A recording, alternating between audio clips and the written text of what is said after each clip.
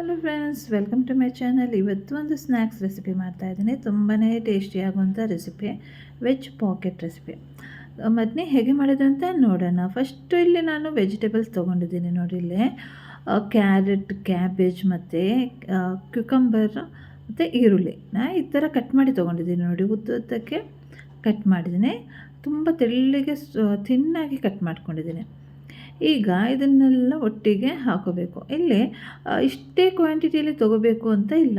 ಇಲ್ಲಿ ಕ್ಯೂಕಂಬರ್ ಜಾಸ್ತಿ ಬೇಕು ಅಂದರೆ ಜಾಸ್ತಿ ಹಾಕೋಬೋದು. ಮತ್ತು ಕ್ಯಾರೆಟ್ ಕೂಡ ಅಷ್ಟೇ, ಕ್ಯಾಬೇಜ್ ಎಲ್ಲ ಎಷ್ಟು ಬೇಕೋ ಅಷ್ಟು ಹಾಕೋಬೋದು. ನೋಡಿ ಈ ಥರ ಎಲ್ಲ ಸಣ್ಣಗೆ ತಿನ್ನಾಗಿ ಕಟ್ ಮಾಡಿ ಹಾಕ್ಕೊಂಡಿದ್ದೀನಿ. ಫ್ರೆಂಡ್ಸ್, ನನ್ನ ಚಾನಲ್ನ ನೀವು ಸಬ್ಸ್ಕ್ರೈಬ್ ಮಾಡಿಲ್ಲ ಅಂದರೆ ಬೇಗನೆ ನನ್ನ ಚಾನಲ್ನ ಸಬ್ಸ್ಕ್ರೈಬ್ ಮಾಡಿ ನನಗೆ ಸಪೋರ್ಟ್ ಮಾಡಿ. ಮತ್ತು ಪಕ್ಕದಲ್ಲಿ ಬೆಲ್ ಐಕಾನ್ ಇರುತ್ತಲ್ಲ, ಅದನ್ನು ಕೂಡ ತಪ್ಪದೆ ಪ್ರೆಸ್ ಮಾಡಿ ಆಲ್ಗೆ ಕ್ಲಿಕ್ ಮಾಡಿ. ಯಾಕಂದರೆ ನಾನು ನ್ಯೂ ವೀಡಿಯೋಸ್ ಅಪ್ಲೋಡ್ ಮಾಡಿದಾಗ ನಿಮಗೆ ನೋಟಿಫಿಕೇಷನ್ ಬರುತ್ತೆ. ಇದೇ ಥರ ವೆರೈಟಿ ರೆಸಿಪಿ ಅಪ್ಲೋಡ್ ಮಾಡ್ತಾ ಇರ್ತೀನಿ. ಮತ್ತು ಆಲ್ರೆಡಿ ಅಪ್ಲೋಡ್ ಮಾಡಿದ್ದೀನಿ, ನೋಡಿಲ್ಲ ಅಂದರೆ ಅದನ್ನು ಕೂಡ ಚೆಕ್ ಮಾಡ್ಕೊಳ್ಳಿ. ಈಗ ಈ ವೆಜಿಟೇಬಲ್ಸ್ ಎಲ್ಲ ಹಾಕೈತಲ್ಲ, ಅದಕ್ಕೆ ಸ್ವಲ್ಪ ಪೆಪ್ಪರ್ ಪೌಡರ್ ಹಾಕಿದ್ದೀನಿ. ನಂತರ ಮೇಯೋನೀಸ್ ಹಾಕ್ತಾಯಿದ್ದೀನಿ. ಮೇಯೋನೀಸ್ ಇದು ಮನೆಯಲ್ಲೇ ಮಾಡಿರೋಂಥ ಮೇಯೋನೀಸ. ಅದರಲ್ಲಿ ಉಪ್ಪು ಇರುತ್ತಲ್ಲ, ಸೊ ನಾನು ತರಕಾರಿಗೆ ಉಪ್ಪು ಹಾಕಿಲ್ಲ. ಬೇಕಂದರೆ ನೋಡಿ ನಂತರ ಹಾಕೋಬೋದು. ನಂತರ ಇದಕ್ಕೆ ರೆಡ್ ಚಿಲ್ಲಿ ಸಾಸ್ ಹಾಕೋತಾ ಇದ್ದೀನಿ, ಸ್ವಲ್ಪ ಸ್ಪೈಸಿಗೋಸ್ಕರ. ನಂತರ ಸ್ವಲ್ಪ ಟೊಮ್ಯಾಟೊ ಕೆಚಪ್ ಹಾಕ್ಕೊಂಡಿದ್ದೀನಿ. ಈಗ ಎಲ್ಲ ಚೆನ್ನಾಗಿ ಮಿಕ್ಸ್ ಮಾಡ್ಕೊತೀನಿ.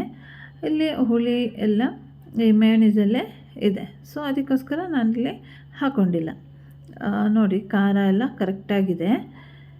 ಖಾರ ಎಲ್ಲ ಜಾಸ್ತಿ ಬೇಕು ಅಂದರೆ ಚಿಲ್ಲಿ ಸಾಸು ಮತ್ತು ಪೆಪ್ಪರ್ ಪೌಡರ್ ಜಾಸ್ತಿ ಹಾಕೋಬೋದು. ಬೇಕಾದರೆ ರೆಡ್ ಚಿಲ್ಲಿ ಫ್ಲೇಕ್ಸ್ ಕೂಡ ಹಾಕೋಬೋದು. ಈಗ ಇದನ್ನು ಚೆನ್ನಾಗಿ ಮಿಕ್ಸ್ ಮಾಡ್ಕೋಬೇಕು.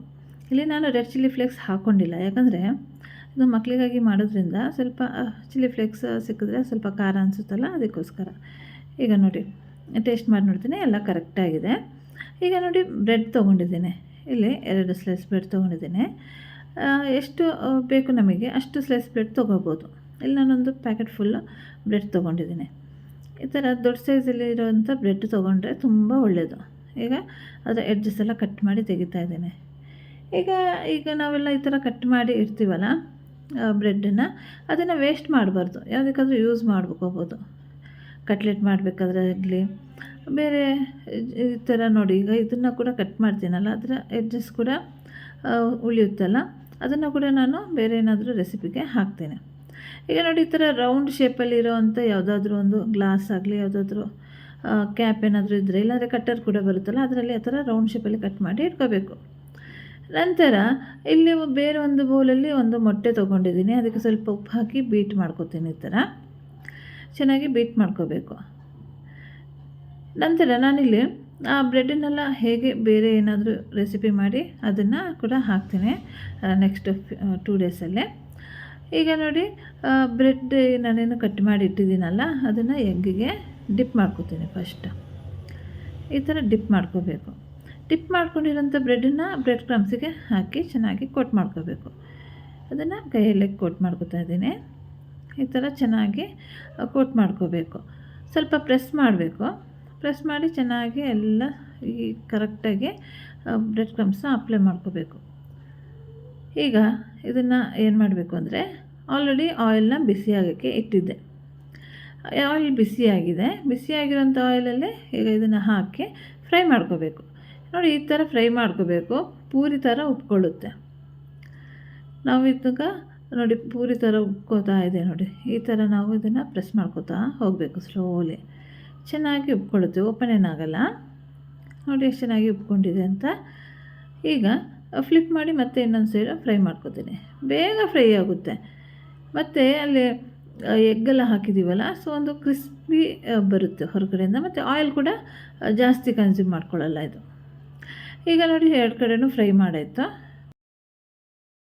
ಇದೇ ಥರ ಎಲ್ಲ ಫ್ರೈ ಮಾಡಿ ಇಟ್ಕೊಂಡಿದ್ದೀನಿ. ನೋಡಿ ಎಷ್ಟು ಚೆನ್ನಾಗಿ ಫ್ರೈ ಆಗಿದೆ ಅಂತ. ಪೂರಿ ಥರನೇ ಫ್ರೈ ಆಗಿಬಿಟ್ಟಿದೆ. ಈಗ ನೋಡಿ ಫ್ರೈ ಆಗಿರೋಂಥದ್ದನ್ನ ಎಷ್ಟೊತ್ತು ಬೇಕಾದರೂ ನೋಡಿ ಈ ಥರ ಫ್ಲಫಿಯಾಗಿ ಇರುತ್ತೆ. ಮಿಡ್ಲಲ್ಲಿ ಈ ಥರ ಒಂದು ಕಟ್ ಮಾಡ್ಕೊತಾ ಇದ್ದೀನಿ. 2 ಭಾಗ ಕಟ್ ಮಾಡ್ಕೋಬೇಕು. ನೋಡಿ ಚೆನ್ನಾಗಿ ಕಟ್ ಕೂಡ ಆಗುತ್ತೆ. ನೋಡಿ ಕಟ್ ಮಾಡಬೇಕಾದ್ರೂ ಕೂಡ ಅಷ್ಟೇ. ನೋಡಿ ಇದರಲ್ಲಿ ಟೆಕ್ಸ್ಚರ್ ನೋಡಿ ಹೇಗಿದೆ ಅಂತ. ಹೊರಗಡೆ ಫುಲ್ಲು ಕ್ರಿಸ್ಪಿಯಾಗಿದೆ. ಈಗ ಎಲ್ಲ ಈ ಥರ ಕಟ್ ಮಾಡಿ ನಾನಿಲ್ಲೇನೋ ಸ್ಟಫಿಂಗ್ ರೆಡಿ ಮಾಡ್ಕೊಂಡಿದ್ದೀನಲ್ಲ ಅದನ್ನು ಹಾಕಬೇಕು. ಇದನ್ನು ಚಿಕನ್ ಹಾಕಿ ಕೂಡ ಮಾಡ್ಕೋಬೋದು. ಅದು ಹೇಗೆ ಅಂತ ನೆಕ್ಸ್ಟ್ ಇನ್ನೊಂದು ಸಲ ರೆಸಿಪಿ ಹಾಕ್ತೀನಿ.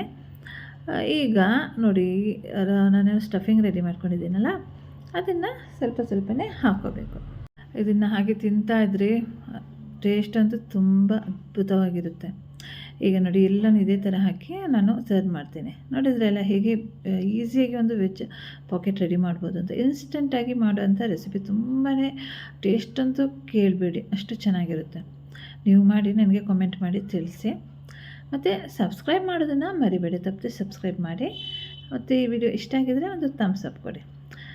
ಕೆಳಗಡೆ ವಿಡಿಯೋ ಕೆಳಗಡೆ ಲೈಕ್ ಬಟನ್ ಇರುತ್ತಲ್ಲ ಅದನ್ನು ಪ್ರೆಸ್ ಮಾಡಿ, ಮತ್ತು ಸಬ್ಸ್ಕ್ರೈಬ್ ಬಟನ್ ಇರುತ್ತಲ್ಲ ಅದನ್ನು ಕೂಡ ತಪ್ಪದೆ ಪ್ರೆಸ್ ಮಾಡಿ.